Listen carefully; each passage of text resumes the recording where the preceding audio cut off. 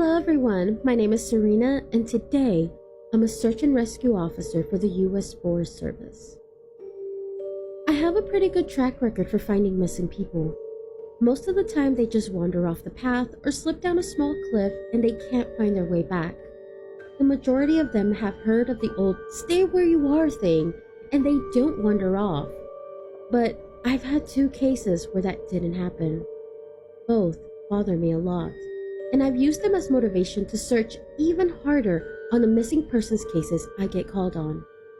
The first was a little boy who was out berry picking with his parents.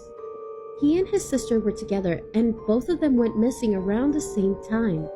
Their parents lost sight of them for a few seconds, and in that time, both the kids apparently wandered off. When their parents couldn't find them, they called us and we came out to search the area. We found the daughter pretty quickly, and when we asked where her brother was, she told us that he'd been taken away by the bear man. She said he gave her berries and told her to stay quiet, that he wanted to play with her brother for a while. The last she saw of her brother, he was riding on the shoulders of the bear man and seemed calm. But we never found a trace of another human being in that area.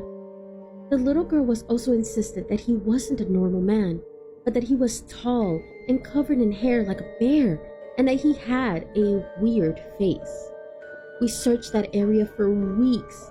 It was one of the longest calls I've ever been on, but we never found a single trace of that kid. The other was a young woman who was out hiking with her mom and grandpa. According to the mother, her daughter had climbed up the tree to get a better view of the forest, and she'd never come back down. They waited at the base of the tree for hours, calling her name before they called for help. Again, we searched everywhere, and we never found a trace of her. I have no idea where she could possibly have gone, because neither her mother or grandpa saw her come back down. That's wild. Where could she have gone from the top of a tree, and who is this mysterious bear man? Please remember to stay safe. Let a loved one know where you're going, and I've heard of this really cool tip that could possibly save your life.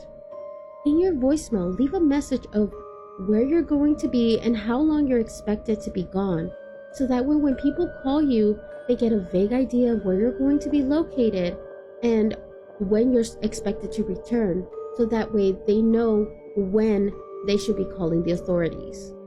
So stay safe out there, stay spooky, and as always, happy nightmares everyone.